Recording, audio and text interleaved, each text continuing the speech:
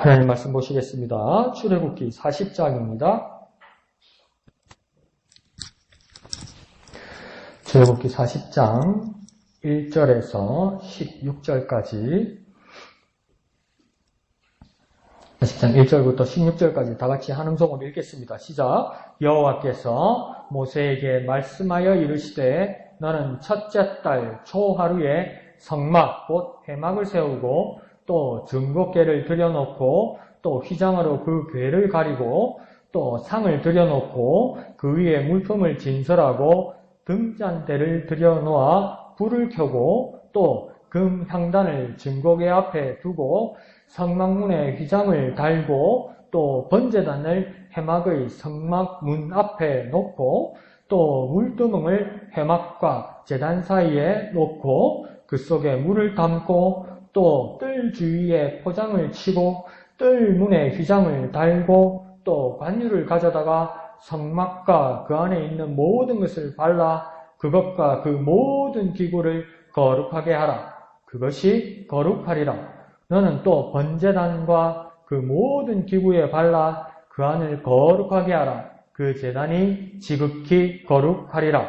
너는 또 물두멍과 그 받침에 발라 거룩하게 하고 너는 또 아론과 그 아들들을 회막문으로 데려다가 물로 씻기고 아론에게 거룩한 옷을 입히고 그에게 기름을 부어 거룩하게 하여 그가 내게 제사장의 직분을 행하게 하라. 너는 또 그 아들들을 데려다가 그들에게 겉옷을 입히고 그 아버지에게 기름을 부음같이 그들에게도 부어서 그들이 내게 제사장의 직분을 행하게 하라. 그들이 기름 부음을 받았은즉 대대로 영영이 제사장이 되리라 하시매 모세가 그같이 행하되 곧 여호와께서 자기에게 명령하신 대로 다 행하였더라. 아멘. 이제 출애굽기 40장 마지막 장에 가면서 오늘은 성막을 세우는 날이 됩니다. 근데 성막을 세우는 그 날을 2절은 정확하게 명시하고 있습니다. 첫째 달 초하루. 그러니까 우리 달력으로 보면 뭐가 쓰겠습니까? 1월 1일이 되겠죠.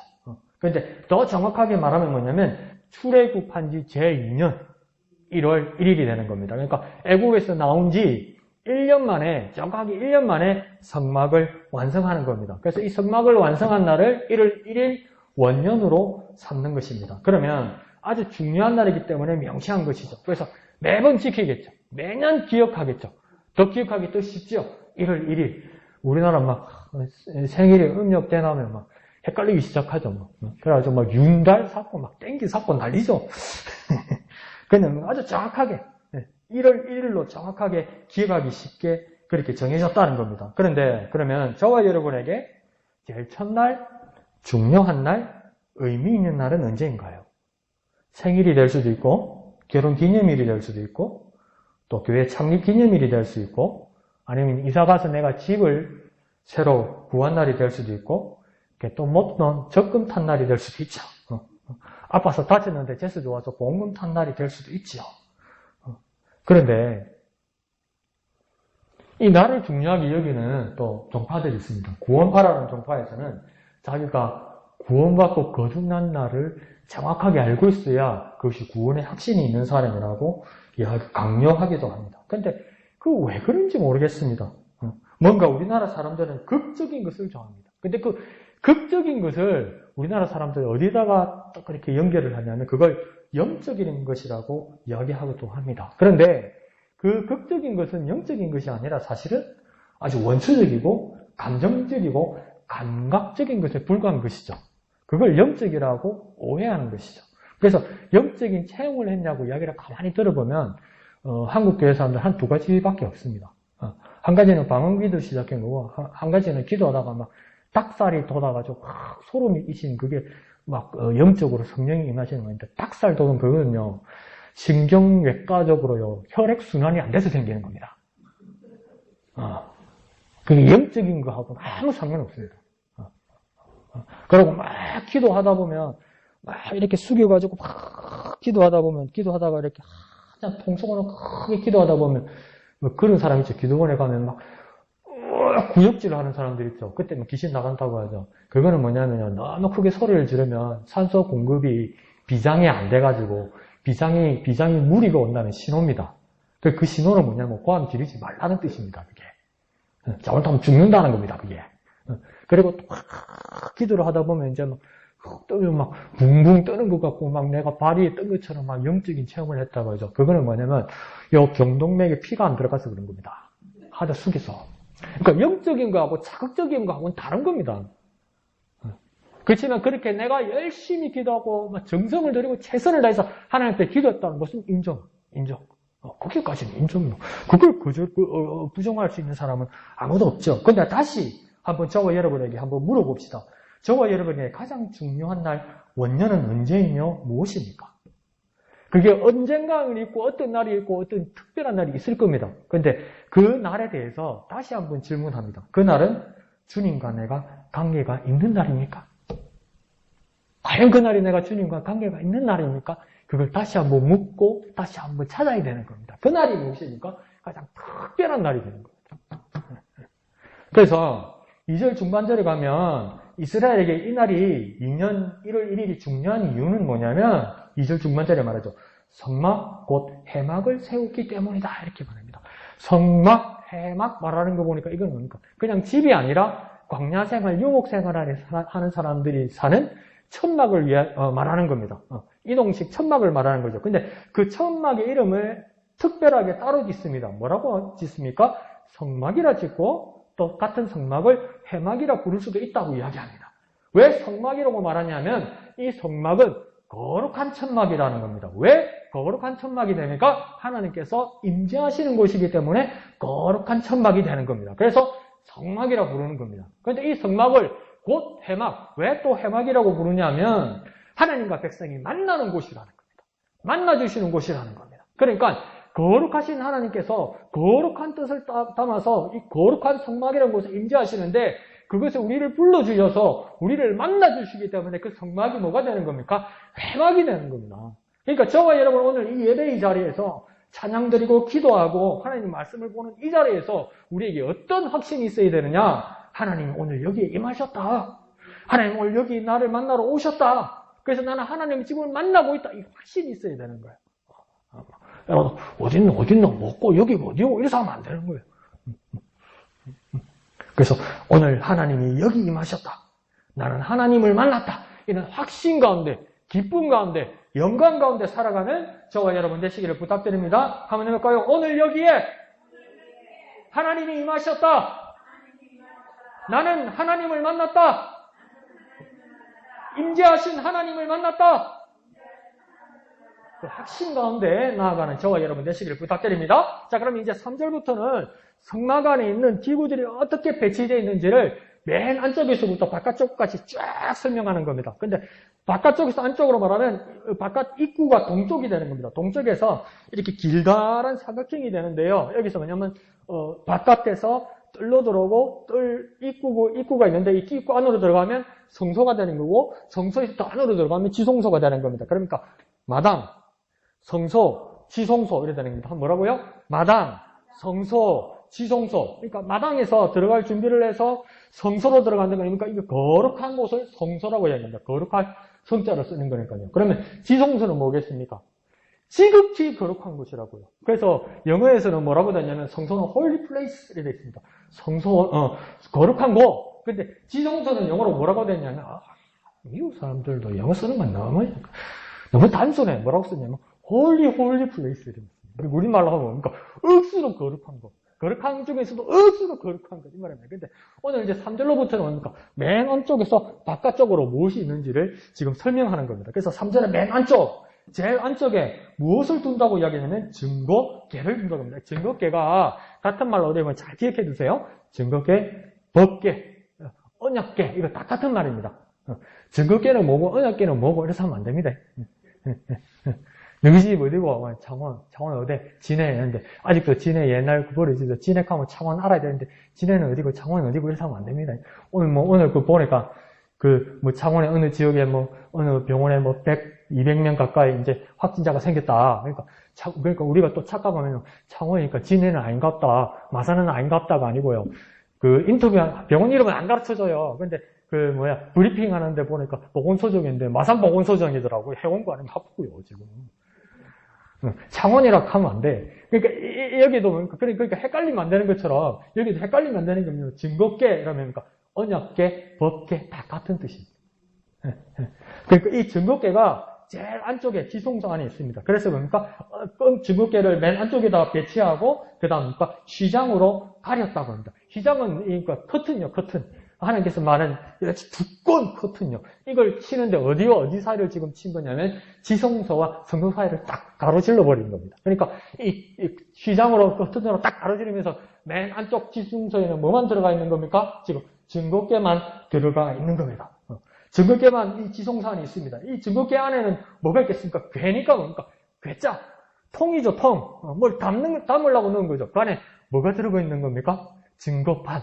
증거판은 뭡니까? 십계명판. 십계명판은 무엇입니까? 하나님께서 직접 쓰신 것. 하나님께서 직접 쓰신 것이니까 그게 말로 되어 있으니까 뭡니까? 하나님 말씀. 그러니까 지성소 안에 가장 거룩한 곳에 무엇이 들어있느냐? 십계명인데 십계명은 뭐냐? 하나님이 쓰신 것인데 하나님이 뭘 썼냐? 하나님 말씀을 썼다는 거예요. 하나님 말씀을 쓴 곳이 어디 있느냐? 지성소에 있다. 가장 거룩한 곳에 있다. 그러니까 하나님, 그러면 우리의 삶 가운데서도 가장 거룩한 곳은 어디냐? 하나님이 말씀이 있는 곳이다. 내가 정말 지극히 거룩한 삶을 살기를 원하느냐? 내 마음에 무엇을 담아야 되느냐?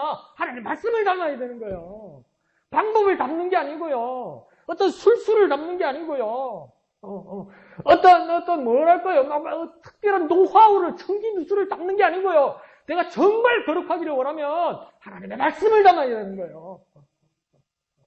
하나님의 말씀이 있을 때 나는 지극히 거룩한 자가 되고 내가 있는 곳은 지극히 거룩한 곳이 되는 겁니다. 하나님의 말씀이 있는 곳이 가장 거룩한 곳입니다.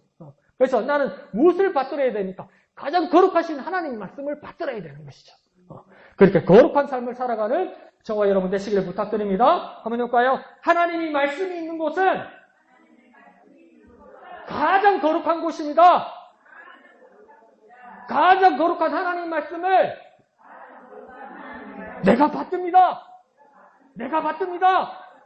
그렇게 우리가 거룩한 삶을 살 수 있는 거예요. 하나님 인정하는 거예요. 지극히 거룩한 사람이 될 수 있는 거예요. 하나님의 말씀을 받을 때, 하나님의 말씀을 담을 때 그렇게 살아가는 저와 여러분 되시기를 부탁드립니다. 자, 이제 커튼 밖으로 가면 이제 어디가 됩니까? 지성소 바뀌니까 성소가 되는 것이죠. 성소에는 사절에 무엇을 놓는다고 합니까? 상을 놓는다고 하는데 강을 보니까 어떤 상 같습니까? 떡상입니다.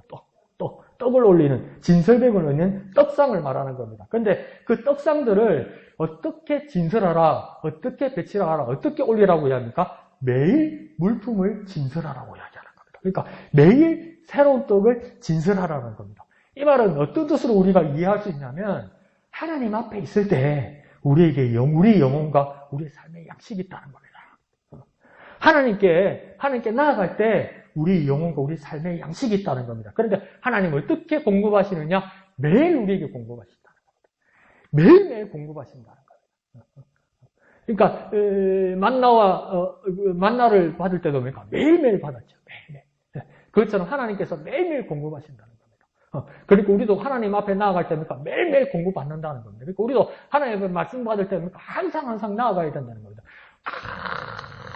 그래서 이래가지고 가득 나와가지고 막 국도 끓이면 어머니들은 그러니까 막 냄비에 안 끓이고 들통에다 끓여가지고 처음에는 맛있는데 끓이면 잘 우려나다가 나중에 나니까 시금한 맛이 나고 막 그래가지고 맛이 변하는 그런 게 아니고요. 매일 새롭게 하나님께서 주신다는 겁니다. 그러니까 하나님 앞에 우리 삶의 양식이 있고, 근데 그 하나님은 우리의 삶의 양식을 어떻게 공급하십니까? 날마다 공급하십니다. 날마다. 그렇게 성실하신 하나님이라는 거예요. 어머야 까먹었다 이런 거 없다는 거예요. 날마다 우리에게 양식으로 채워주신다는 거예요. 그것이 무엇입니까? 떡상이 비유와 같이요. 그래서 날마다 하나님께서 공급하신다. 우리 영혼의 양식을, 우리의 삶의 양식을 하나님이 날마다 공급하신다. 하나님이 내게 날마다 공급하신다. 그렇게 믿고 깨닫고 고백하는 저와 여러분 되시기를 부탁드립니다. 하나님이 날마다 공급하신다. 새로운 곳으로 공급하신다. 그래서 그 하나님 앞에 감사하며 나아가는 저와 여러분 되시기를 부탁드립니다. 그러면 반대로 우리가 하나님 앞에 매일 드리는 것은 뭐가 있습니까? 그걸 우리에게 한번 질문해 봐야 된다는 거죠. 우리가 그러면 하나님처럼 성실하게 하나님을 닮아서 매일매일 하나님께 드리는 것이 뭐가 있느냐. 그러면 우리는 드리는 거라고 이야기하니까 그러니까 믿음이 떨어지면 뭡니까? 하나님 앞에 드리는 거로 생각하면 우리는 어떤 걸 생각하냐면 내게 있는 귀한 것 하나님께 드려서 손해본다 이렇게 생각하거든요. 그럼 내가 손해보면서 하나님께 드리는 것 가장 대표적인 게 뭡니까? 돈이라. 헌금이라.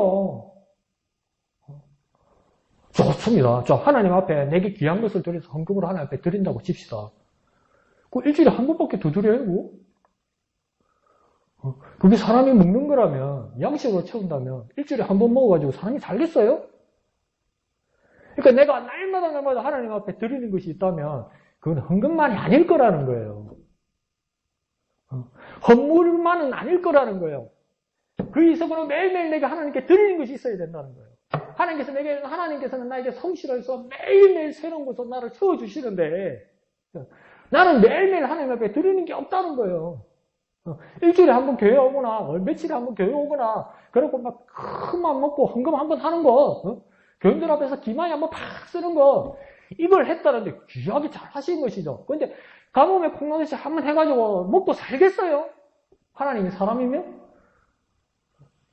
내가 매일매일 같이 하나님 앞에 드리는 것이 무엇인지 정말 내가 고민해야 되고 하나님 앞에 날마다 나아가서 드리는 것이 있어야 되는데 그에 대한 우리 저와 여러분에게 깊은 고민이 있어야 됩니다. 하나님은 매일매일 나에게 주시는데 난 하나님 앞에 매일매일 드릴 것이 무엇인가?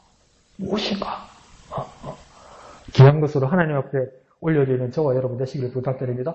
이거 일하면서요. 농사들 잘 써먹습니다. 그리고 이 농사들 어느 교회에 가가지고 강사로 설교하면 막 인기 없습니다. 막 담임 목사님이 좋아하는 거 있습니다. 우리도 그거 봤죠?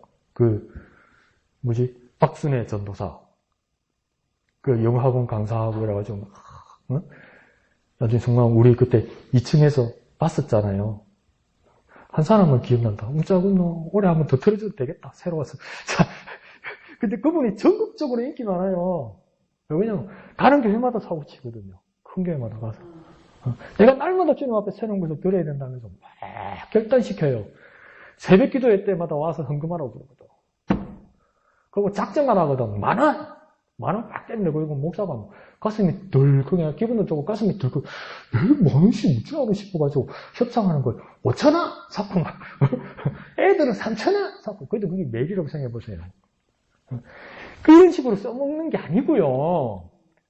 하나님이 나에게 날마다 새로운 것으로 나에게 공급해 주신다면 나는 하나님 앞에 날마다 드릴 것이 무엇인지 고민하고 드릴 준비를 해야 된다는 겁니다. 뭔지 모르겠는데 뭔지 모르는 강 목사도 문제죠. 그렇죠? 그래서 날마다 우리에게 생명의 양식을 제공하신 하나님 앞에 나는 무엇을 드려야 할까 고민하고 하나님 앞에 나아가는 저와 여러분 되시기를 부탁드립니다.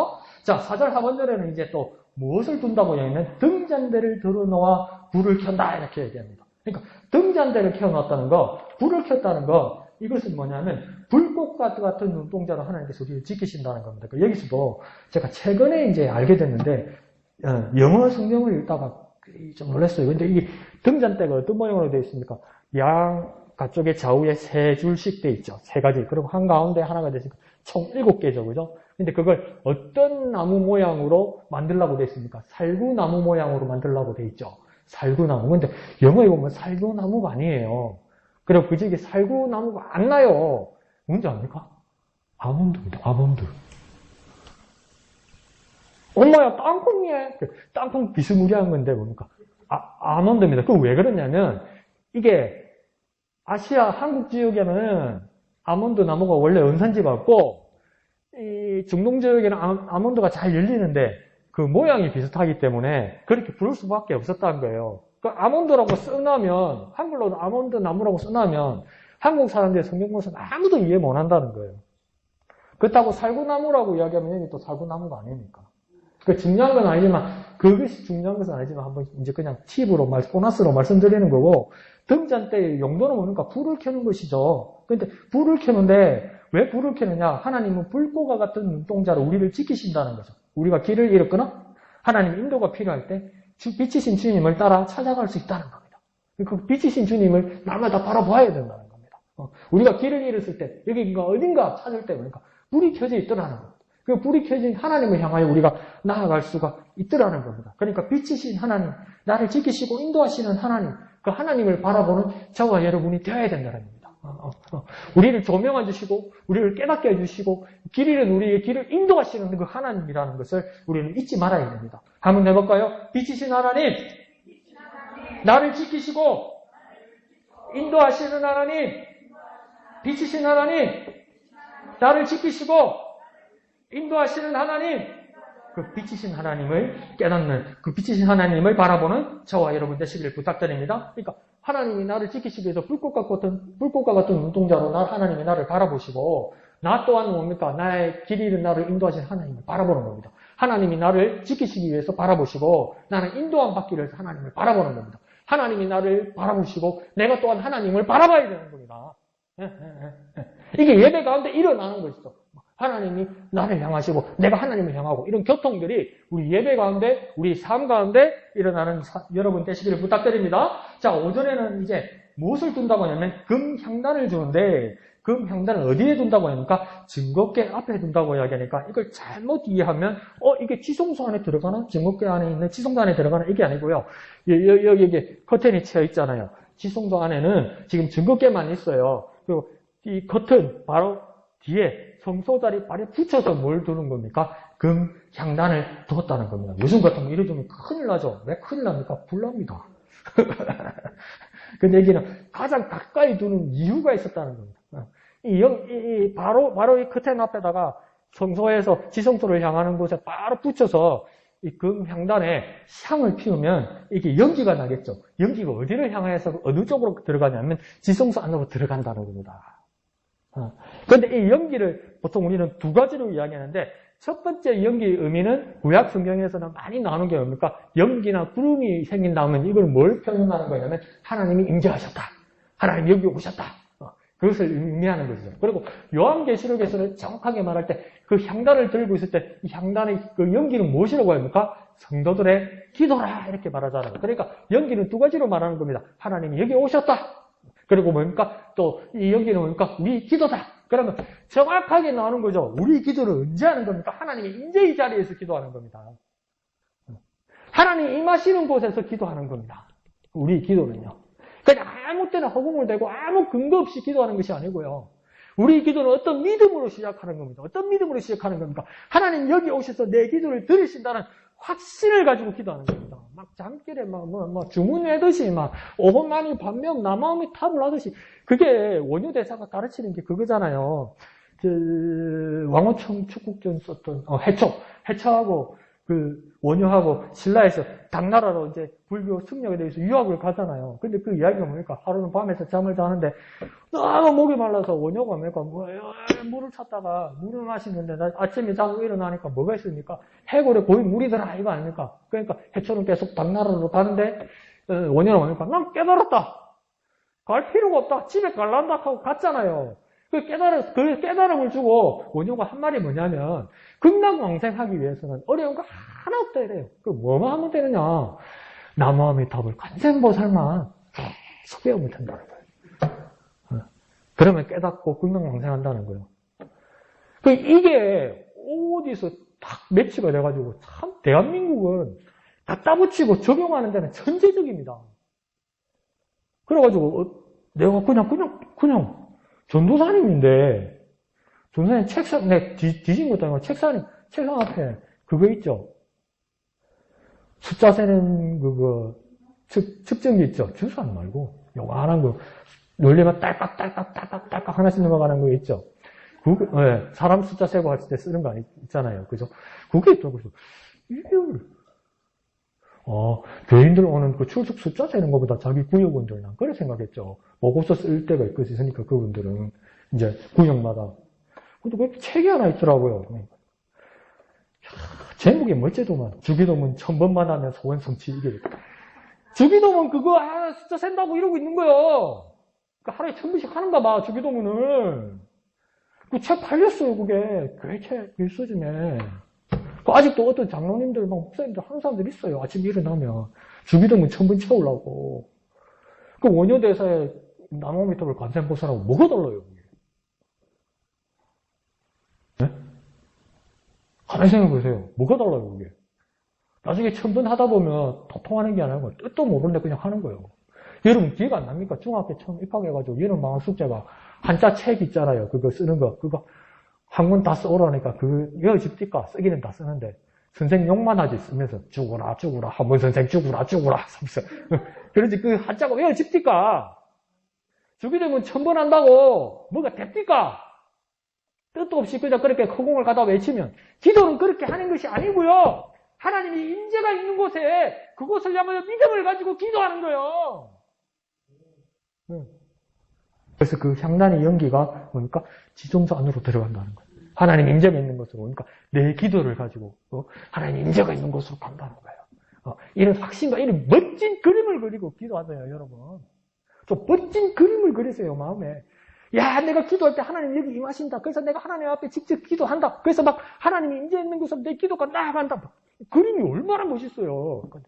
하늘에 계신 우리 아버지 딸깍 이게 뭐 하는 거예요? 그 염주 돌리는 거 똑같잖아. 나무함이 타고 간세 모서하고 똑같잖아. 뭐가 달라? 그래서 정말 하나님이 임재가 있는 곳에 내 기도가 통한다. 내 기도를 들으신다. 그렇게 나아가는 저와 여러분 되시기를 부탁드립니다. 한번 할까요? 하나님의 임재의 자리에서 우리 기도를 들어주신다. 하나님의 임재의 자리에서 우리 기도를 들어주신다. 자, 이제 6절에는 이제 성소 밖으로 나가는 겁니다. 어디까지 가는 겁니까? 이제 마당까지 나간 겁니다. 바깥뜰에까지 간 겁니다. 바깥뜰에 6절에 번제단이 있습니다. 번제단은 뭐 하는 곳입니까? 재물, 곧 짐승을 잡아서 태워드리는 곳입니다. 그러니까 우리가 예배의 자리로 하나님을 만나러 가는 그 장소는 사실은 우리 교회당에 오세요. 우리 예배하러 오세요. 우리 목양교회에 오세요. 정말 눈물겨운 우리의 전도의 삶이지만 사실 목사나 교인들이 구글에서 모으는 장소가 예배처나 교회는 아닙니다. 그러니 목사나 교인들이 애를 끓이면서 비위를 맞추면 듣는 사람이 오늘 제가 한번 비위를 맞춰준다고 하면 교회로 오늘 한번 가볼까? 오늘 한번 보고를 한번 채워볼까? 가지 말까? 그렇게 말하고 그렇게 생각하면서 교회 오고 안 오고 하는 사람이 있다면 그 사람은 믿음이 없는 것입니다. 제가 왜 이런 말씀을 드리냐면 이 예배의 자리는 누군가 생명을 걸고 나를 이곳으로 초대했다는 것입니다. 나는 이곳에 올 자격이 없는 죄인인데 하나님의 아들이 나를 대신해서 희생제물이 되어서 내가 자격을 얻은 은혜의 자리입니다. 정말 귀한 자리입니다. 그러니까 이곳은 주님이 귀하신 핏값으로 주님 목숨값으로 초대받은 자리입니다. 이게 허튼 자리가 아닙니다. 아주 귀하게 생각해야 되는 거예요. 오는 사람도 귀하게 생각해야 되고 전도하는 사람도요. 정말 귀하게 생각하고 그들을 초대해야 되는 겁니다. 이 정말 귀한 자리라는 것을 깨닫고 그들을 귀하게 여기 초대해야 되는 겁니다. 그냥 아무나 왔다 갔다 하는 자리가 아닙니다. 그래서 이곳은 주님의 핏값으로 초대받은 자리다. 이것은 주님의 목숨값으로 초대받은 자리다. 이것을 깨닫고 그렇게 귀하게 여겨 전도하고 주의 말씀을 증거하고 하나님의 자리로 나아가는 저와 여러분 되시길 부탁드립니다. 그러니까 이곳은 주님의 핏값으로 산 자리다. 이곳은 주님의 목숨값으로 초대받은 자리다. 주님의 목숨값으로 초대받은 자리다. 주님 바쳐서 여러분에게 초대한 자리입니다. 저와 여러분은 자격이 없어서 안 되는데 주님께서 목숨 바쳐서 목숨을 팔아서 저 여러분에게 초대한 자리입니다. 그러니까 예수의 피로 내가 용서함 받고 예수의 피로 하나님께 나아간다 할 때 어디 샤워기에 예수님 피로 확 나가 샤워하고 확 대지하고 이렇게 가는 자리가 그 자리가 예수 피가 아니라고요. 예수의 피라는 뭔가 말은 뭐냐면 예수님께서 목숨 버리셨다는 뜻이에요. 그 목숨값으로 나온 자리입니다. 이 자리를 귀히 여기는 저와 여러분 되시기를 부탁드립니다. 자, 7절에 보면 이제 물두멍이 나옵니다. 물두멍 말 그대로 뭡니까? 근데 물두멍의 위치를 어디다 7절에서 넣냐면 해막과 제단 사이에 놓는다는 것은 더 쉽게 한번 설명해 드려볼게요. 자, 성소에서 제일 먼저 있는 곳은 뭡니까? 바깥으로 나가면서 지금 번제단이죠. 번제단 바로 뒤에 물두멍이 있다. 이 이야기입니다. 그러니까 번제단 들어가기 전에 그럼 뭐가 있는 겁니까? 물두멍이 있다 이 말입니다. 그러니까 그 물두멍이 있는 그 물두멍의 용도는 뭐겠습니까? 물 대야죠. 큰 대야. 그러니까 제사하는 사람들이 씻고, 씻는 자리죠. 근데 그 물두멍의 바닥이 뭘로 돼 있냐면, 노수로 돼 있죠, 노. 노수로 돼 있다는 건 옛날 사람들은 이 노수의 용도가 거울이었죠, 거울. 그러니까 씻으면서 자기를 점검하고 보는 거죠. 그러니까 오늘 우리로 따지면 예배자가 하나님 앞에 나아갈 때 자신을 살피고 준비해서 예배 자리로 나가야 됩니다. 자신을 살피고 준비해서 예배 자리로 나오는 겁니다. 그냥 나오는 게 아니고요. 시간이 남아서 나오는 게 아니고요. 집에 하루 종일 요즘 코로나 때문에 집에 하루 종일 갇히니까 심심하니까 바람이나 쐬러 나오는 게 예배의 자리가 아니고요. 주님 앞에 예배의 자리로 나오는 사람은 살피고 준비해서 나오는 겁니다. 예배자는요, 예비하고 준비해서 나와야 됩니다. 왜요? 하나님께로 나아가는 자리니까. 그래서 뭡니까? 물두멍이 있는 겁니다. 한번 해볼까요? 예배자는 예비해서, 준비해서 하나님께 나와야 합니다. 예비하고, 준비해서 하나님께 나와야 합니다. 그리고 이제 마지막으로 뭐가 있다고 합니까? 8절에 보면 뜰 주위에 포장을 치고 뜰 문에 휘장을 단다. 이 말은 뭡니까? 마지막 울타리를 친다는 것이죠. 그러니까 울타리를 치고 뜰 마당이 있고 성소가 있고 지성소가 있는 거잖아요. 그래서 맨 가해 부분에서 이제 뜰 주위에 포장을 치고 휘장을 달아서 울타리를 치고 경계를 세운다는 겁니다. 이것은 그러니까 다른 곳이라는 겁니다. 세상과는 다른 곳이라는 겁니다. 특별한 용도와 특별한 목적과 특별한 이유가 있는 것이라는 것을 알았어요. 경계를 딱 쳐놨다는 겁니다. 그러니까 무엇입니까? 우리는 구분되고 우리는 거룩한 예배자라는 걸 알아야 돼요. 그러니까 예배의 자리로 나왔으면 세상 것을 가지고 들어오면 안 돼요. 세상 것을 가지고 들어오세요. 들어와서 그러니까 하나님 것을 변화시킬 마음이 있으면 가지고 들어오라고요. 세상 것을 가지고 와서 교회 안에 있는 사람들까지 세상 것으로 물들일 바보 같은 생각, 정말 악한 생각하지 말고 두 가지만 하세요. 세상 것을 버려두고 구분된 하나님의 자리로 나오든지 세상 것을 가지고 왔으면 여기서 하나님 것으로 변화시키려면 가지고 오라고요. 세상 것을 가지고 와서 순진한 그리스도인, 순진한 하나님 자녀들 악으로 물들이지 말라고요. 그것도 용납하지 말라고요. 우리는 구분되고 거룩한 예배자 되시기를 부탁드립니다. 한번 해볼까요? 우리는 구분되고 거룩한 예배자입니다. 구분되고 거룩한 예배자입니다. 거룩한 예배자 되시기를 부탁드립니다. 자, 그러면서 9절에서 11절까지는 가장 많이 반복되는 말이 뭐냐면 거룩하게 하라, 거룩하리라, 거룩하리라, 거룩하게 하고 이렇게 말하면서 그러니까 거룩을 말합니다. 근데 이렇게 거룩하게 되는 방법은 뭐냐면 발라서 거룩하게 된다고 이야기합니다. 무엇을 바른다고 합니까? 관유를 발라서 거룩하게 된다고 합니다. 아주 특별하게 만든 향기름을 말하는 겁니다. 하나님께서 지정하신 향기름을 발라서 거룩하게 될 수가 있다고 이야기합니다. 그래서 10절 끝에는 뭐라고까지 말합니까? 지극히 거룩하리라 하면서 점점을 찍어서 강조합니다. 지극히란 말은 무엇일까요? 아주 특별하게 거룩하다는 것을 말하는 겁니다. 그러면 우리가 아주 특별하게 거룩해질 수 있는 방법은 뭡니까? 기름을 발라 특별하게 거룩해질 수 있는 방법은 뭡니까? 기름을 적셔서 기름을 부었을 때 축축하게 되어서 아주 특별하게 발라 거룩해질 수 있는 방법은 무엇입니까? 성령의 기름 부으심이라고 말하잖아요. 성령의 기름 부으심이 무엇일까? 여러분 이때까지 뭘 생각하셨습니까? 성령의 기름 부으심이라는 말은 성령 충만이라고 말할 수 있는데 성령 충만하면 또 멀리 가버린 거잖아요. 성령의 기름 부으심이라는 것은 쉽게 말해볼게요. 성령의 기름처럼 부었으니까 성령이 젖었다는 겁니다.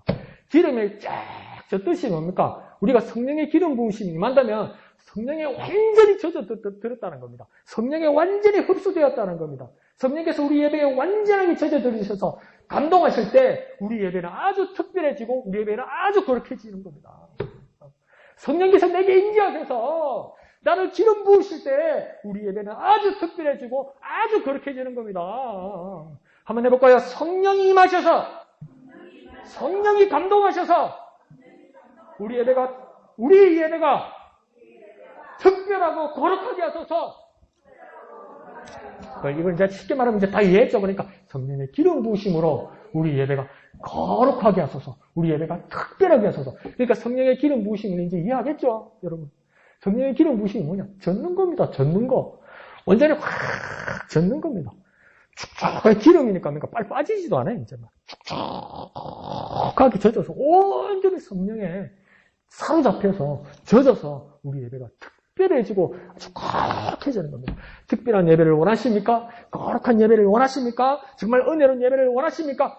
성령에 사로잡혀서 그 성령 가운데서 예배하는 저와 여러분 되시길 부탁드립니다. 자, 12절부터는 먼저 15절에 아론과 아론의 아들들, 제사장들이 내게 곧 하나님께 제사장 직분을 해가기 위해서는 그들도 어떻게 해야 된다고 이야기합니까? 거룩해야 한다 이렇게 말합니다. 아론과 아론의 아들들, 대제사장과 제사장들이 이 특별한 직분, 제사장의 직분을 행하기 위해서는 그들도 거룩해야 된다. 그러면 그들이 거룩하기 위해서 어떻게 해야 되느냐? 12절에 첫 번째 뭘 해야 된다고 이야기합니까? 물로 씻겨야 된다. 두 번째는요, 13절에 거룩한 옷을 입혀야 된다. 그리고 13절 끝에는 뭡니까? 기름을 붓는다. 그러니까 이 제사장들이 뭘 해야 되냐면 물로 씻고 거룩한 옷을 입고 기름을 부어야 된다. 이 세 가지를 말하는 거죠. 그러니까 이 말은 무엇이겠습니까? 먼저 사람이 예배자가 거룩함으로 준비해야 거룩하신 하나님이 예배를 받으신다는 겁니다. 자기를 갖추기 위해서 준비해야 된다는 겁니다. 이 과정을 거쳐서 준비해야 그러니까 거룩하신 하나님이 예배를 받으신다는 겁니다. 우리 예배의 성공을 이야기하잖아요. 예배의 성공을 다른 모습으로 뭐라 말할 수 있습니까? 하나님께서 우리 예배를 받으신다는 거잖아요. 그러니까 내가 드리는 예배를 하나님께서 받으시기 위해서 난 무엇을 해야 되느냐? 거룩함으로 준비해야 된다는 겁니다. 준비하되 거룩함으로 준비해야 됩니다. 거룩함으로 준비해야 하나님이 예배 받으십니다. 저와 여러분 예배 성공하고 싶지 않습니까? 그러면 거룩함으로 준비하셔야 됩니다. 물로 씻고 옷을 입고 기름을 바르는 것처럼 정말 준비해야 합니다. 그렇게 준비해서 예배의 자리로 나아가는 저와 여러분 되시기를 부탁드립니다. 한번 해볼까요? 거룩함으로 준비해서 하나님이 예배를 받으신다. 거룩함으로 준비해서 하나님이 예배를 받으신다.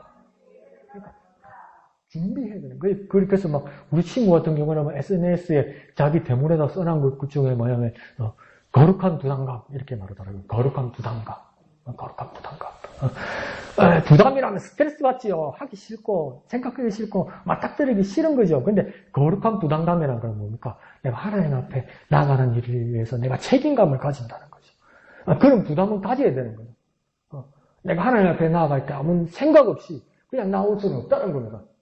내가 하나님 앞에 나아가기 전까지 막 거룩한 부담, 그 긴장, 준비하는 마음, 모습이 있어야 된다는 것이죠. 어떤 사람은 그렇게 이야기하잖아요. 소풍 가기 전에, 운동을 하기 전에, 가족 여행 가기 전에, 전날 준비할 때가 오니까 더 긴장되고 기대가 되고 막 신나고 이런 게 있다고 이야기하잖아요. 그것처럼 내가 하나님을 만나러 갈 때 어떤 신선한 그 부담감, 아주 좋은 스트레스, 그걸 막 준비하고, 긴장하고, 이게 얼마나 복된 시간들이 되는 겁니까? 그러니까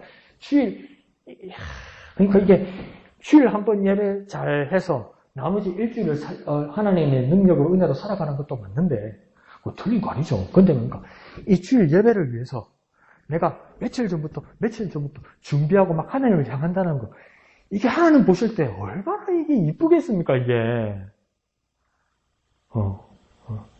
근데 이것도 나쁜 건 아닌데 주일 예배를 성공해서 하나님께 온전히 드려서 이 받은 것 가지고 이렇게 행복하게 평안하게 능력으로 살아가는 것 나는 좀 못됐잖아요. 내가 하나님께 지금 얄미워. 이것만 생각한다면 얄미워. 곶감 빼먹듯이 써먹겠다는 거 아니에요. 이제 곶감 다 빠지니까 이제 일주일 만에 또 한번 찾아오겠다는 거 아니에요. 또 곶감 끼우러 꼬쟁이에다가 끼우러. 근데 그러니까 이 예배를 위해서 며칠 전부터 준비하고 하나님 만나러 간다고 이렇게 준비하면 그걸 지켜보시면 하나님이 얼마나 예쁠까. 그 지켜보는 우리를 보실 때 얼마나 예쁠까. 그래서 거룩함으로 준비해서 하나님 앞에 예배로 나아가는 저와 여러분 되시길 부탁드립니다. 자, 그러면서 16절의 마무리로 모세가 그같이 행하되 곧 여호와께서 자기에게 명령하신 대로 다 행하였더라. 여러분들 어떻게 행했다고 합니까? 다 행했다고 합니다. 빠지지 않고 다 했다고 이야기합니다. 그 순종하는데 철저하게, 완전하게, 빠짐없이 다 했다는 겁니다. 근데 이게 어떻게 가능할까요?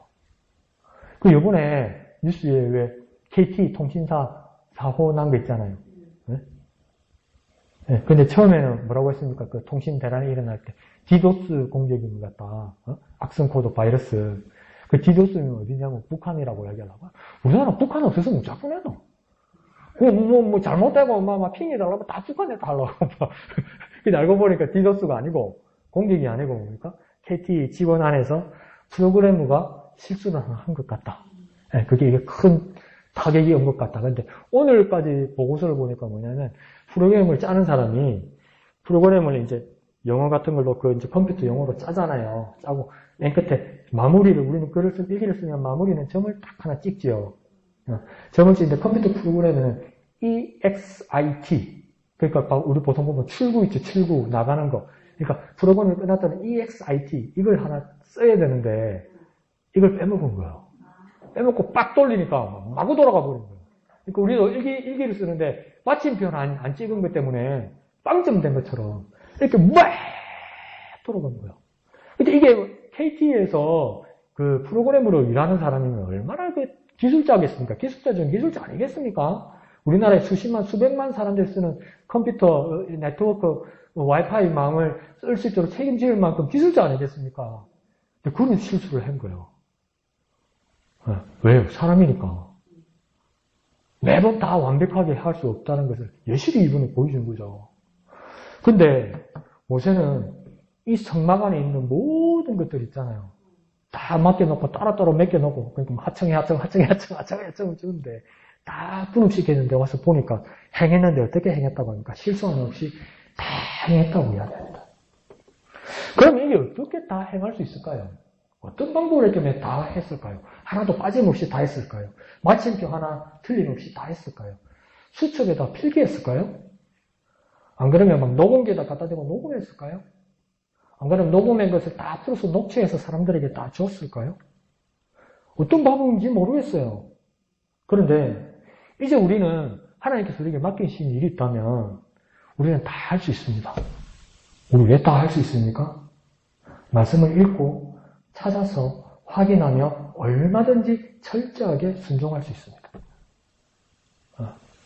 옛날 가족 오락관에 말 한 문장 이야기해가지고 그 다음 옮기라면 엉뚱한 말 한 말 나오잖아요. 말이 말을 옮기면 그렇더라고요. 근데 우리는 어떻게 할 수 있습니까? 남의 말을 듣거나 누구의 글을 적어오거나 누구의 것을 녹음하는 정도가 아니라 그러니까 모두가 똑같이 바라볼 수 있는 하나님의 말씀을 읽고 말씀을 바라보고 말씀 그대로 행할 수 있도록 다 행할 수 있는 완전한 근본과 그 본질이 우리에게 있다는 겁니다. 그러므로 우리는 그렇게 해서 하나님의 말씀을 따라 다 행할 수 있다는 겁니다. 이게 얼마나 은혜입니까?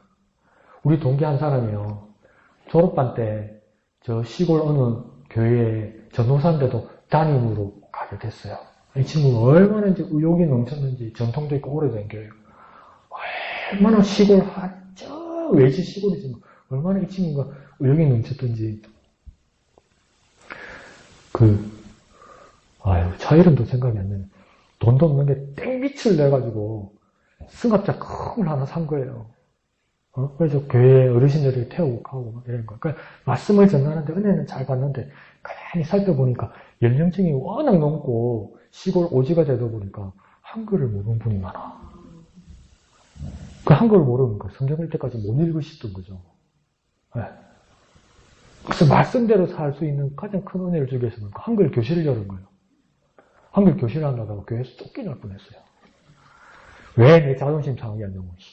성경 안 읽어도 이때까지 믿음 생활 잘하고 예배 한 번 안 빠졌는데 네가 뭔데 날 건드냐고. 쫓겨날 뻔했어요. 안타깝죠.